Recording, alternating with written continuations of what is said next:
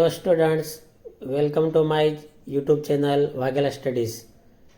આપણે શીખીએ છીએ ધોરણ 11 પરીક્ષાલક્ષી વિકાસ અસાઇનમેન્ટના સોલ્યુશનોને, અને તેમાં ધોરણ 11નું આંકડાશાસ્ત્ર સ્ટેટ, તેમાં અગાઉ મેં તમને ABCD વિભાગોનું સોલ્યુશન આપેલું છે. આજે આપણે સોલ્યુશન કરશું વિભાગ ઈ. મારી ચેનલને તમે લાઈક કરજો, શેર કરજો અને ખાસ સબસ્ક્રાઈબ કરજો. અને જો તમે મારી ચેનલમાં નવા હોવ તો ખાસ મારી ચેનલ સબસ્ક્રાઈબ કરો અને તમારા મિત્રોને પણ આ ચેનલ વિશે વાત કરો. ખૂબ જ ઇઝી રીતે તમને આમાં શીખવવામાં આવે છે અને એકદમ સચોટ રીતે શીખવવામાં આવે છે. તો આપણે શરૂ કરીએ. આંકડાશાસ્ત્ર સેક્શન ઈ, વિભાગ ઈ. તેમાં હું તમને પહેલાં પ્રશ્નોની વાત કરું તો વિભાગ ઈની અંદર સૌથી પહેલાં પ્રકરણ 2 તેના પ્રશ્નો અપાયેલા છે, જેમાં કહેવામાં આવ્યું છે કે યોગ્ય આકૃતિમાં દર્શાવો. તેના જવાબ હમણાં આગળ પીડીએફમાં આવશે.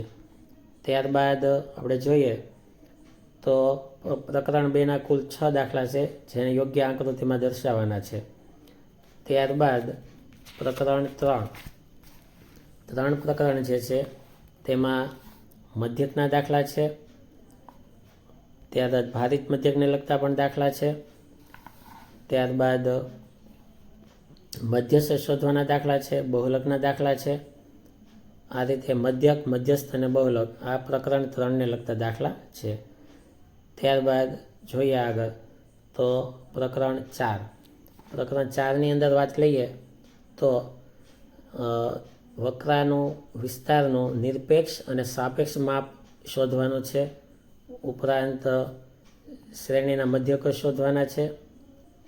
ઉપરાંત મિશ્ર પ્રમાણિત વિચલન, આવી રીતે સરેરાશ વિચલન, આ દરેક અને પ્રમાણિત વિચલન, આ દરેક દાખલા શીખવાના છે. તો હવે જવાબ શરૂ કરીએ. તો વિભાગ ઈ, પ્રકરણ 2, દાખલો પહેલો. તેમાં યોગ્ય આકૃતિમાં દર્શાવવાનું છે. તો આ એક જ પ્રકારની માહિતી છે, એટલે સ્તંભાકૃતિ થશે. એક્સ અક્ષ અને વાય અક્ષ લેવાના. ત્યારબાદ દાખલા નંબર 2, તેમાં પણ યોગ્ય આકૃતિ દર્શાવવાની છે. અને તેમાં તમે જોઈ શકો છો કે 2021ની સાલ છે, ત્યારે નફો માઇનસ આપેલો છે. તો માઇનસ નફો હોય ત્યારે સ્તંભ વાય અક્ષમાં માઇનસ બાજુ લેવો પડે, જે તમે જોઈ શકો છો. ત્યારબાદ દાખલા નંબર 3, તેમાં પણ સ્તંભાકૃતિ અપાયેલી છે. હવે દાખલા નંબર 4, તેમાં પણ સ્તંભાકૃતિ દોરાયેલી છે. ત્યારબાદ દાખલા નંબર 5, તેમાં પણ સ્તંભાકૃતિ આપેલી છે, કેમ કે શહેરો આપેલા છે ABCD અને વસ્તી વાય અક્ષમાં વસ્તી લેવામાં આવેલી છે. ત્યારબાદ મિત્રો, આ દરેકમાં તમે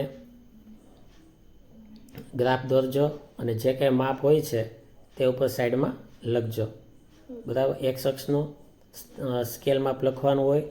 બરાબર, આમાં મેં નથી લખ્યું, પણ તમને ખ્યાલ હશે કે વાય અક્ષના સ્કેલ માપ લખવાના હોય. એક્સ અક્ષમાં શું દર્શાવીએ છીએ તે લખવાનું હોય છે. તો તમે વાય અક્ષમાં શું બતાવીએ છીએ તે લખજો. દરેક સ્તંભાકૃતિમાં સ્કેલ માપ ખાસ લખવા. એક્સ અક્ષમાં લખજો, વાય અક્ષમાં પણ લખજો. ત્યારબાદ પ્રકરણ 3, તેની વાત લઈએ તો સૌથી પહેલાં મધ્યક શોધવાનો દાખલો છે, જે શોધાયેલો છે. ત્યારબાદ દાખલા નંબર 2, તેમાં પણ ભારિત મધ્યક શોધવાનો છે, જે ભાર આપી અને ભારિત મધ્યક શોધેલો છે. ત્યારબાદ દાખલા નંબર 4, તેની અંદર મધ્યસ્થ શોધવાનો છે, જે શોધાયેલો છે. ત્યારબાદ આગળ જોઈએ તો દાખલા નંબર 5. દાખલા નંબર 5ની અંદર નફા નુકસાન આપેલા છે, અને નફાનો બહુલક શોધવાનો છે. તો આ બહુલક શોધવાનો જે છે તે શોધાયેલો છે. દાખલા નંબર 5. હવે દાખલા નંબર 6ની વાત લઈએ તો મધ્યસ્થ શોધવાનો છે. 3 ખાના કરી સંચય આવૃત્તિનું CFનું ખાનું બનાવી અને નફો શોધી શકશો. ત્યારબાદ પ્રકરણ 4. પ્રકરણ 4ની વાત લઈએ તો સૌથી પહેલો દાખલો જે છે તેમાં નિરપેક્ષ અને સાપેક્ષ માપ શોધવાના છે. તો તેમાં એ રીતે બંનેના માપ અપાયેલા છે. હવે દાખલા નંબર 2